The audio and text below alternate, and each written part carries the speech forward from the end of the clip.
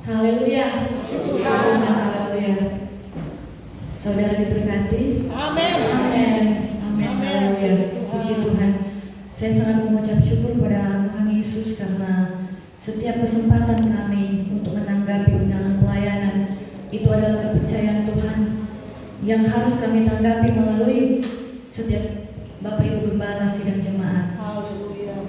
Terima kasih untuk kesempatan ini Bapak Ibu Gembala. Amin. Kami sangat bersuka cita bersama dengan jemaat El Shaddai, Ya. El Shaddai Tanggari karena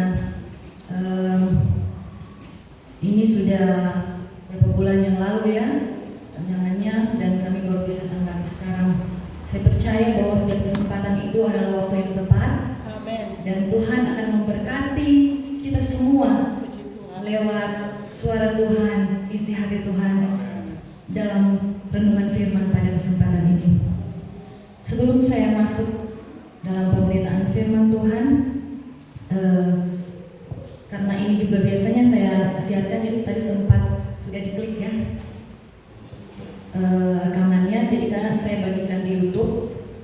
Bapak Ibu yang suka buka YouTube ada Dina Kurangan YouTube-nya, bisa diikuti setiap kebenaran firman Tuhan yang Tuhan percayakan saya bagikan. Bapak Ibu sudah kasih dalam Tuhan Yesus Kristus, hari-hari ini saya pribadi terusik dengan seorang anggota polisi yang bernama Baradae.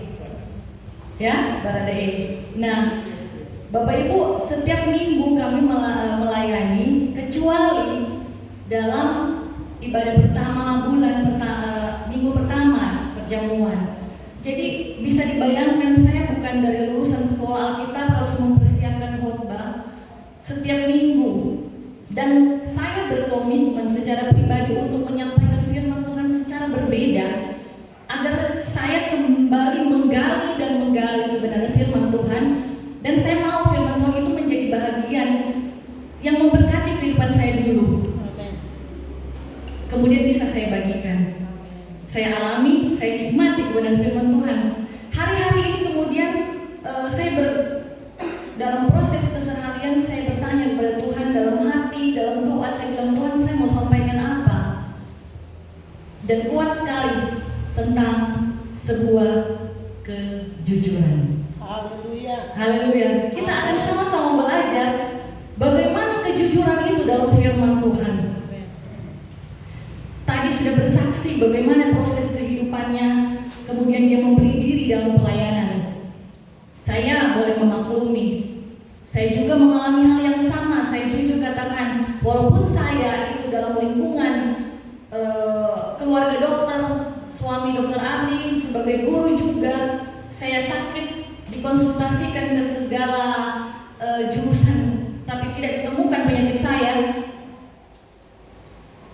Adik tadi juga agak bingung, apalagi saya. Saya dalam lingkungan kesehatan, bingung saya sakit apa. Sampai kemudian mengintimidasi saya Bapak Ibu. Sama kisahnya, tetapi ternyata penyakit itu ada yang dari kuasa kegelapan, ada dari dosa, tetapi ada dari cara Tuhan. Yang harus kita mengerti bahwa ada rencana Tuhan dalam kehidupan kita lewat sakit penyakit kita. Amin. Dan inilah yang menjadi kesaksian saya. Saya menanggapi dengan pelayanan karena ini yang Tuhan cari. Sampai saat ini saya tidak tahu masih ada keluhan, apalagi tadi turun di situ Bapak Ibu. Kaki saya ada keluhan karena sempat hampir lumpuh juga. Tapi puji Tuhan, saya bersyukur sama Tuhan karena saya mau jujur pada Tuhan. Saya manusia biasa. Amin. Tuhan yang harus diandalkan. Amin. Puji Tuhan. Amin.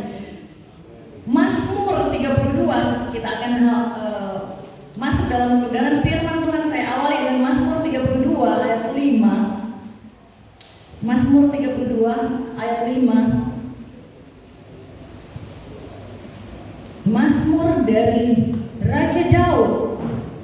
Baik, kita boleh sama-sama berdiri. Dalam hitungan ketiga, kita bacakan bersama-sama. 1, 2, 3. Dosaku kuberitahukan kepadamu, dan kesalahanku tidaklah kusembunyikan. Aku berkata, aku akan mengaku kepada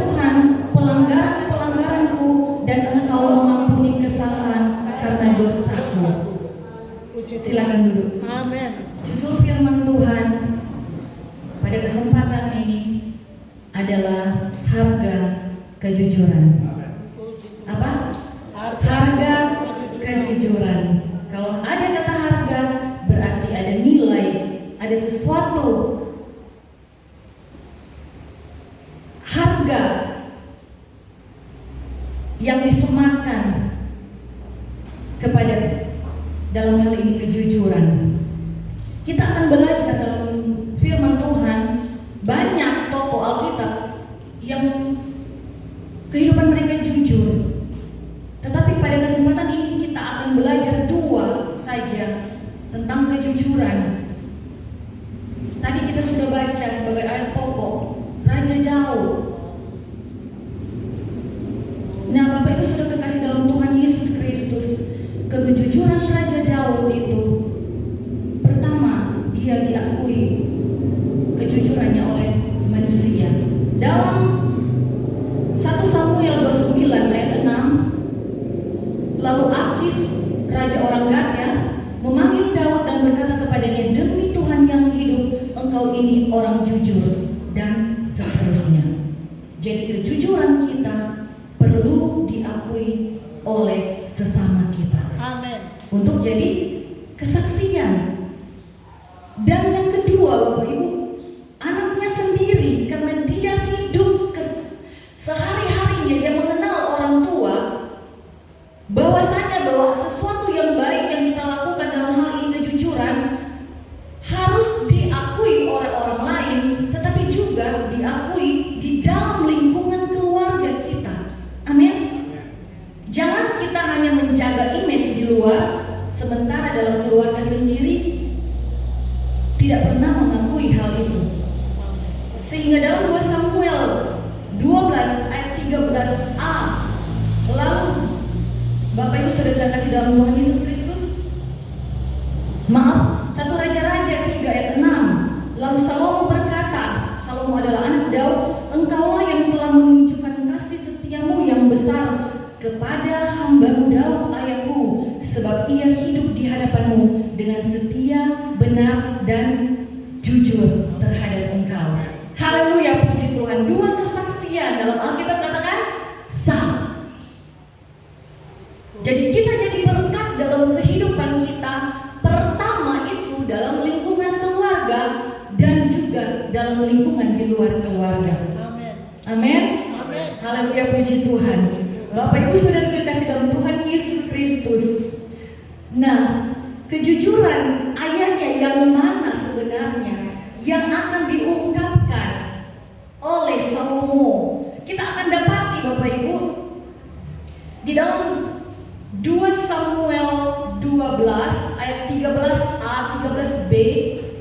Saya bacakan, lalu berkatalah Daud kepada Natan, aku sudah berdosa kepada Tuhan. Dan Natan berkata kepada Tuhan, Tuhan telah menjauhkan dosamu itu, engkau tidak akan mati. Apakah sesederhana itu? Ternyata dalam ayat Alkitab yang pertama kali sebagai ayat pokok, di sana dikatakan, dosaku kuberitahukan kepadamu dan kesalahanku tidaklah kau sembunyikan. Ada sebuah kejujuran yang benar-benar kejujuran yang sesungguhnya, bukan dibuat-buat. Sebuah pengakuan yang betul-betul dia rasakan, Tuhan, aku sudah berdosa. Amin. Dia menyadari apa yang dia lakukan. Puji Tuhan. Haleluya, puji Tuhan. Haleluya. Oh, Dan Bapak Ibu sudah dikasih dalam Tuhan Yesus Kristus. puji Tuhan. Bagian pertama ini saya ingin tegaskan bahwa kejujuran itu dihargai. Amin. Amin. Amin.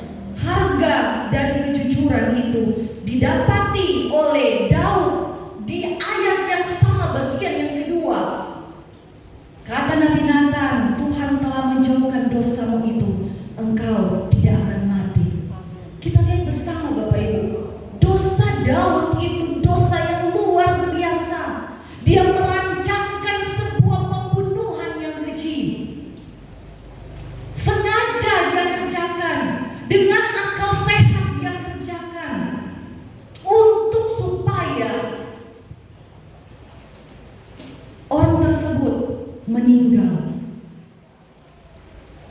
Dan selanjutnya apa? Bukan hanya pembunuhan terhadap Uria, tetapi juga dia mengambil istri Uria. Licik dan jahat sekali di mata Tuhan. Harusnya orang ini dihukum mati. Tetapi apa yang dikatakan firman Tuhan, Tuhan telah menjauhkan dosamu itu, engkau tidak akan mati. Sebuah kejujuran. Ingat bahwa ternyata firman Tuhan mengajarkan bagi saya dan saudara, orang jujur yang mengaku dengan penuh ketulusan, yang merasa dirinya ditegur. Ya, jangan kalau sudah ditegur malah tidak sadar-sadar. Kalau merasa ditegur berarti ada sesuatu yang bekerja. Amin. Amin. Ada tamparan buat dia. Ada sesuatu kekuatan besar yang merubah dia sehingga dia betul-betul bertobat, menyatakan bahwa dia bersalah. Puji Tuhan. Kejujuran. Dan Tuhan menghargai itu. Di dalam ayat yang sama, tidak berapa ayat, ketika Daud mengaku dia sudah melakukan sebuah kesalahan, dia sudah melakukan dosa, di ayat yang sama langsung dijawab. Haleluya, puji Tuhan. Amin. Bapak Ibu saudara kekasih dalam Tuhan Yesus Kristus, Anda bukan manusia yang sempurna yang tidak luput dari dosa, bukan? Kita semua punya dosa dan pelanggaran yang disengaja maupun tidak disengaja. Daud disengaja. Daud melakukan perbuatan yang keji dalam dosa-dosanya. Tetapi Tuhan mengampuni dia karena Tuhan menghargai kejujurannya. Amin. Saat ini saudara yang ada dalam keadaan yang terintimidasi karena dosa dan pelanggaranmu, bertobat, mengaku kepada Tuhan. Amin. Amin. Puji Tuhan. Dia akan mengerjakan pengampunan dengan segera, sehingga tidak ada kesempatan bagi iblis untuk menjatuhkanmu lagi, mengintimidasimu lagi. Karena kadangkala Tuhan sudah ampuni, tetapi kita merasa tetap berdosa. Iblis mengambil kesempatan itu untuk mengintimidasi kita. Datang di ibadah saja kita sudah tidak layak, merasa kita tidak punya penghargaan atau harga. Saya sudah bersalah. Ingat, selama engkau masih hidup dan bernafas, kasih karunia Tuhan masih berlaku dalam hidupmu. Amin.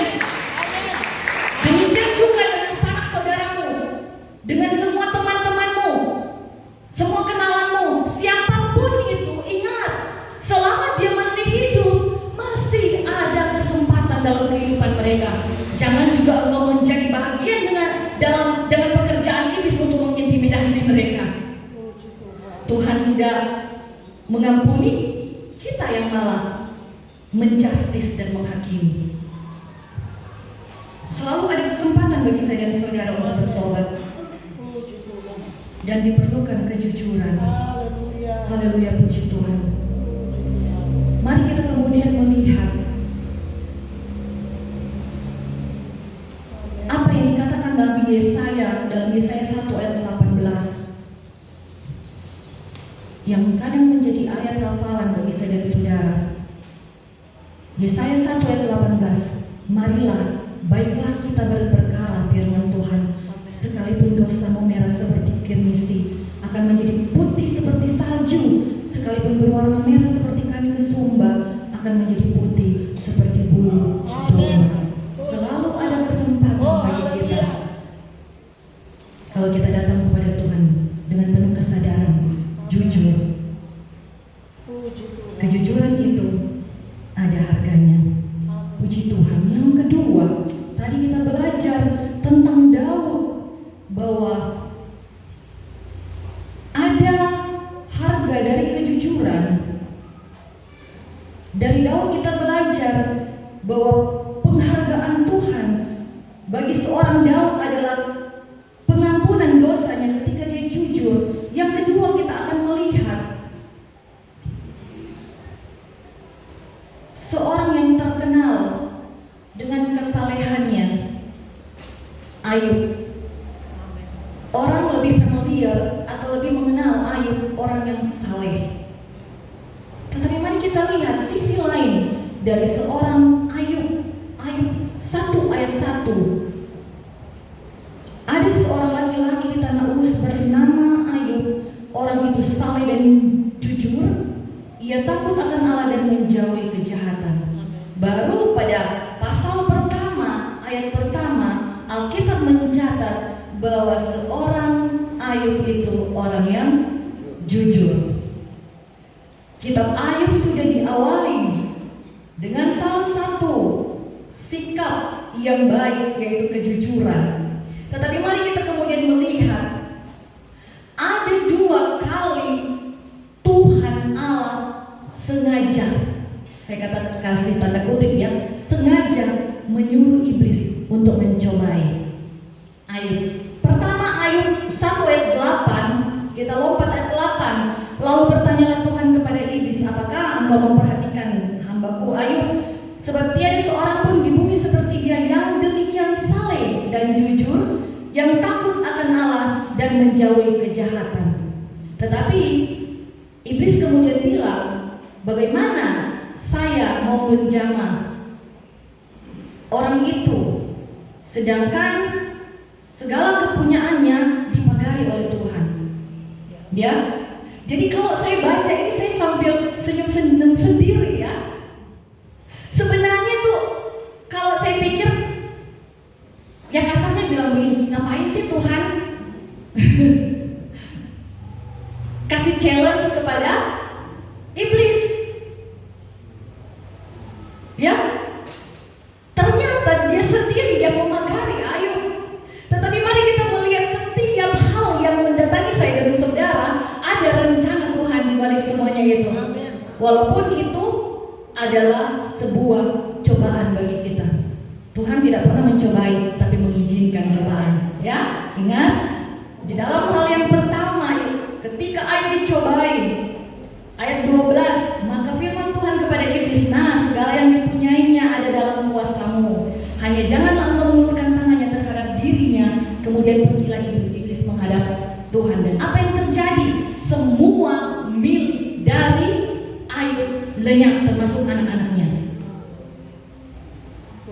Termasuk anak-anaknya. Tetapi ada rahasianya, istrinya tidak, karena ada rencana Tuhan untuk mengganti semua anak-anaknya melalui istri yang sama. Amin. Tuhan tahu setiap kemampuan kita, batas limit kita Tuhan tahu. Dan kalau Tuhan mengizinkan kita untuk mengalami cobaan hidup, selalu ada jalan keluar.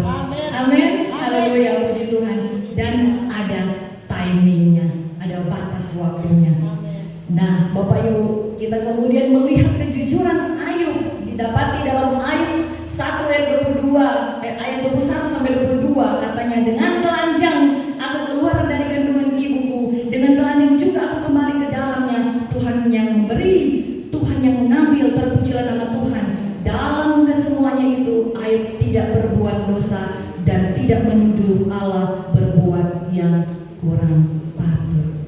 Orang yang jujur mengakui segala sesuatu yang dimilikinya, segala sesuatu yang dipunyainya adalah semata-mata pemberian Tuhan. Amin. Lebih dalam lagi, cuma pinjaman Tuhan. Pun itu orang-orang yang engkau kasihi. Puji Tuhan. Ya, kita lihat bukan semua harta, anak-anaknya juga. Itu hanya titipan dari Tuhan. Jadi semua Tuhan punya. Kejujurannya yang perlu kita pelajari, bahwa tidak ada sesuatu pun yang kita bawa di dalam dunia ini. Semuanya kepercayaan Tuhan bagi kita, untuk kita kelola dan untuk kita nikmati dan untuk kita miliki dalam perkenanan waktu Tuhan. Puji Tuhan. Yang kedua, tadi dalam hal kepemilikan, semuanya diambil dari Daud kecuali istrinya. Pada hal yang kedua, Ayub 2 ayat 3, kita lompat satu pasal. Firman Tuhan kepada iblis, apakah engkau memperhatikan hambaku Ayub? Tiada, sebab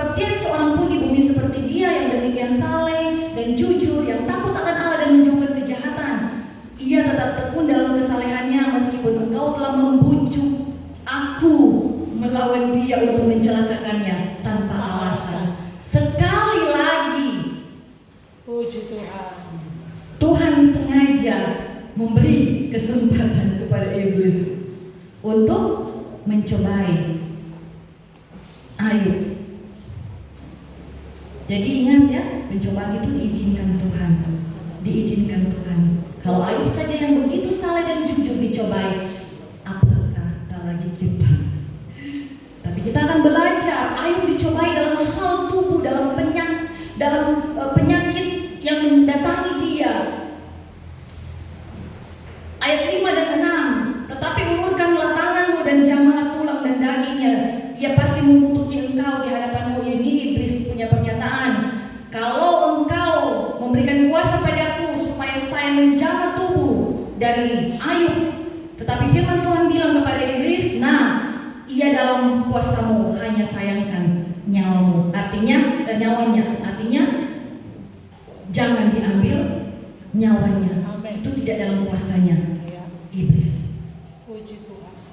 Ya, nah kita akan dapati kejujuran dari Ayub di dalam ayat 2 ayat 10. Tetapi jawab Ayub kepada istrinya, engkau berbicara seperti perempuan gila.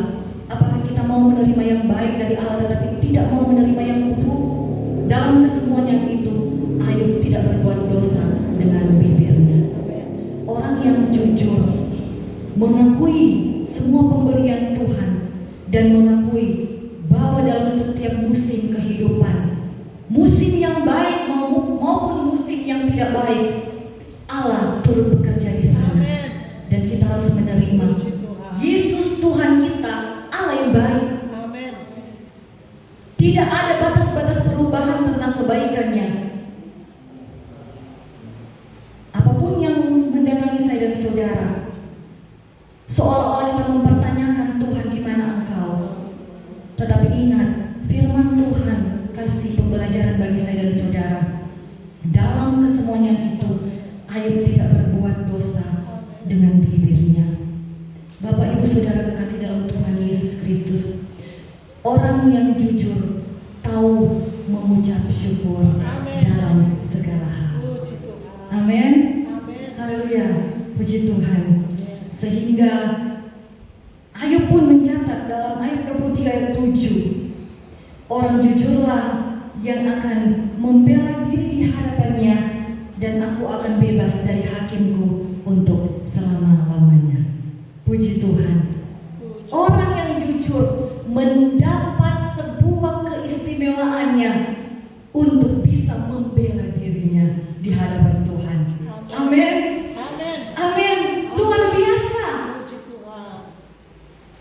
Luar biasa kesempatan yang Tuhan berikan bagi orang-orang jujur Amin. bisa membela dirinya di hadapan Tuhan. Untuk itu dari ayat kita belajar bahwa ternyata pun orang yang jujur menjadi objek cobaan dari iblis yang diizinkan oleh Allah. Haleluya. Jadi tidak semata-mata kemudian kita bilang kita jujur, kita tidak menghadapi pergumulan dan cobaan hidup. Kita belajar dari orang jujur, dari Ayub. Dari Daud kita belajar bahwa orang yang jujur itu dihargai Tuhan. Amin. Dan dari Ayub kita belajar bahwa orang yang jujur itu pun akan mengalami cobaan, tetapi kita bisa membela diri. Tuhan memberikan kesempatan. Amin, haleluya. Dan yang ketiga, bahwa kejujuran itu ada upahnya. Jadi yang ketiga adalah upah dari kejujuran. Kita lihat upahnya apa sebenarnya. Di dalam Amsal 2 ayat 21, karena orang jujurlah akan mendiami tanah, dan orang yang tak bercela yang akan tetap diam di situ. Amsal 14 ayat 11, rumah orang fasik akan musnah, tetapi kemah orang jujur akan mekar. Ayat 8 ayat 6, kalau engkau bersih dan jujur, maka tentu ia akan bangkit demi engkau dan memulihkan rumah yang adalah hakmu. Ini bicara bahwa apa? Upah dari kejujuran adalah berkat Amin. Puji Tuhan. jasmani. Ada kekayaan. Amin. Rumah bicara kekayaan. Ya, dan yang kedua, kita mendapatkan berkat. Tetapi yang kedua, kita pun sebagai orang jujur upahnya dapat apa? Kita menjadi berkat. Kita dapati dalam Amsal 12 ayat 6, perkataan orang fasik menghadang darah, tetapi mulut orang jujur menyelamatkan orang. Jadi berkat menyelamatkan orang. Lanjut, Amsal 11 ayat 6. Yang mencatat bisa catat saja. Amsal 11 ayat 6. Orang yang jujur dilepaskan oleh kebenarannya, tetapi pengkhianat tertangkap oleh nafsunya. Dilepaskan. Ya, tadi kita bicara menjadi berkat. Sekarang kita bicara tentang bahwa upah dari sebuah kejujuran itu selamat. Ya, selamat. Bapak Ibu Saudara kekasih dalam Tuhan Yesus Kristus, kita mungkin dicatat saja Mazmur 50 ayat 23, ayat 4 ayat 7. Dan yang akan terakhir masalah upah dari kejujuran, yaitu keselamatan, saya bacakan buat kita semua Amsal 2 ayat 7. Ia menyediakan pertolongan bagi orang yang jujur, menjadi perisai bagi orang yang tidak percaya. Katakan amin. Ada pertolongan. Jadi walaupun engkau diizinkan Tuhan menghadapi segala sesuatu yang tidak mengenakan, tidak baik, musim-musim yang tidak baik dalam hidupmu, ada pertolongan bagi engkau orang jujur. Haleluya, puji Tuhan. Dan yang terakhir, ya, upah dari kejujuran adalah Amsal 15 ayat 8 kita baca. Korban orang fasik adalah kekejian bagi Tuhan, tetapi doa orang jujur dikenannya. Haleluya, puji Tuhan. Bapak Ibu Saudara kekasih dalam Tuhan Yesus Kristus, hukum dunia memberikan sebuah privilege atau sebuah keuntungan, keistimewaan kepada seorang yang walaupun dia pembunuh tetapi dia jujur mengakui semuanya, dan dia mau bekerja sama. Artinya apa? Dia terlibat dalam perkara itu. Dalam kehidupan Kristen, kalau engkau hidup mau jujur kepada Tuhan, sebuah kejujuran Tuhan hargai. Ada privilege, ada keuntungan yang luar biasa bagi engkau. Walaupun engkau sudah berlaku yang tidak menyenangkan hati Tuhan, sekali lagi ada kesempatan bagimu untuk turut serta mengungkapkan semuanya. Artinya menjadi bahagian dari sebuah kebenaran. Berarti apa? Berarti engkau hidup dalam pertobatanmu. Ketika engkau sudah selesai berkata jujur, mari engkau terlibat di dalam sebuah kebenaran untuk kemuliaan nama Tuhan. Saya akhiri bahwa harga kejujuran ada 3 hal yang saya bagikan. Dihargai Tuhan, diuji Tuhan, dan mendapatkan upah. Saya teringat sebuah cerita, Bapak Ibu, ada seorang raja yang akan mengakhiri masa pemerintahannya. Sebenarnya dia bisa menurunkan kepada keluarganya atau orang-orang terdekat, tetapi dia lebih memilih hal yang di luar kebiasaan, yaitu memilih dari rakyatnya. Nah, setelah diadakan pemilihan, dia memberikan sebuah biji tanaman kepada peserta yang dicalonkan menjadi raja, dengan catatan bahwa biji ini harus ditanam dalam 1 tahun. Hasilnya kembalikan kepada raja. Ada seorang muda yang membawa pulang biji itu. Dengan tekun dan sabar dia merawat biji ini. Ditanamnya, dipupuknya, disiramnya setiap kesempatan, tidak pernah dibiarkannya. Dirawat begitu rupa. Seminggu, sebulan, belum ada tumbuhan yang tumbuh, belum ada daun. Sementara teman-temannya sudah mulai ada daun, sudah mulai tinggi. 6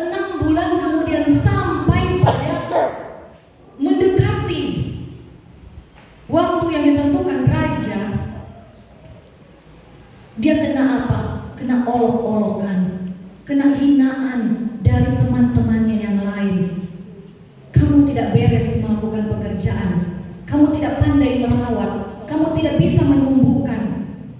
Dari teman-temannya yang sudah punya tanaman, dia sudah merasa terintimidasi, merasa terhakimi, merasa tidak berharga. Tetapi puji Tuhan, ibunya menguatkan, katakan kepada dia, itu yang engkau dapatkan, bawa kepada raja dalam keadaan yang seperti itu. Bapak Ibu tahu, kemudian dari cerita ini mereka semua berbaris dan kesempatan untuk datang satu persatu membawa tanaman mereka. Ada yang sudah tumbuh, ada yang sudah berbuah, sampai akhirnya gilirannya dia. Kemudian raja bicara begini, baiklah rakyatku, semua yang menjadi utusan sebagai kandidat calon raja menggantikan saya. Saatnya saya akan memilih seorang di antara mereka, dan saya memilih yang tidak tumbuh apa-apa. Semuanya kaget, semuanya menjadi ribut. Tahukah apakah yang sebenarnya terjadi? Rajanya bicara juga tentang kejujuran. Saya mau jujur bahwa yang saya berikan kepada kalian semua kandidat adalah sebuah biji yang sudah di masa dahulu. Jadi apa Bapak Ibu? Anak tersebut, pemuda tersebut yang menggantikan dia sebagai raja. Sebuah penghargaan terhadap kejujuran luar biasa Bapak Ibu. Apakah lagi Bapak kita di sorga, kalau engkau hidup jujur di hadapan Allah di sorga, penghargaan yang luar biasa bagi engkau dan saya. Pertahankan kejujuranmu dalam hal apapun itu, di dalam pekerjaanmu, di warungmu, dalam ukuran-ukuran jualanmu, sebagai engkau PNS, mengatur keuangan di kantor yang dipercayakan kepadamu, jujurlah.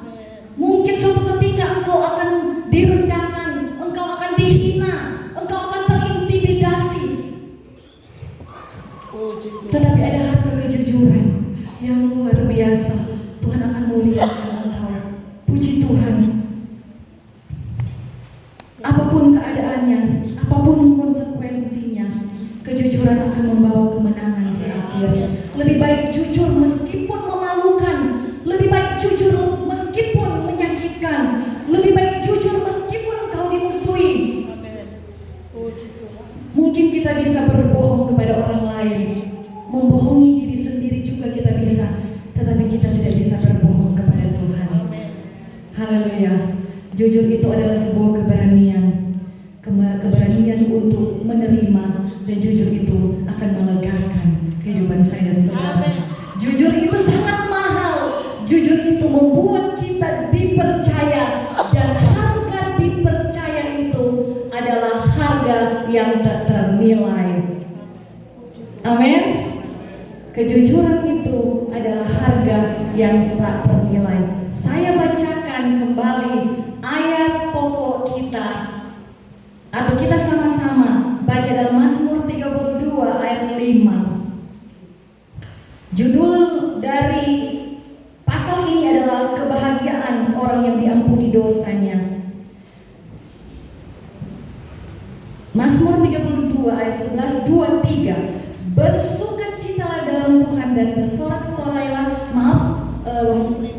Tadi ayat 5, 2, 3. Dosaku kuberitahukan kepadamu dan kesalahanku tidak kusembunyikan. Aku berkata, aku akan mengaku kepada Tuhan pelanggaran-pelanggaranku, dan engkau mengampuni kesalahan karena dosaku.